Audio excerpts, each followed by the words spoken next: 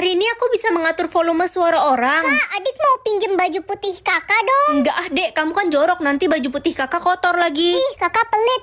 Ma, kakak jahat. Kakak nggak mau pinjemin aku bajunya. Sekarang mama nggak bakal denger suara kamu ngadu. Yang bisa tekan tombol like dan subscribe secara bersamaan komen ya. Lala, kamu beneran suka sama Jordi? Iya, aku suka sama Jordi, tapi nggak berani ngomong. Ngomong aja, itu ada orangnya. Kamu beneran suka sama Jordi kan? Iya Ren, aku suka sama Jordi. Lala, aku nggak salah denger. Kamu suka sama aku. Maaf ya, aku udah suka sama orang lain. Lala, maafin aku. Guys, jangan ada yang mau temenan sama Ren. Dia itu nggak setia kawan. Gue ada buktinya pas dia lagi. Ren, aku mau ngomong sama kamu. Ngomong apa Jordi? Sebenarnya aku udah lama suka sama kamu. Kamu mau kan jadi pacar aku?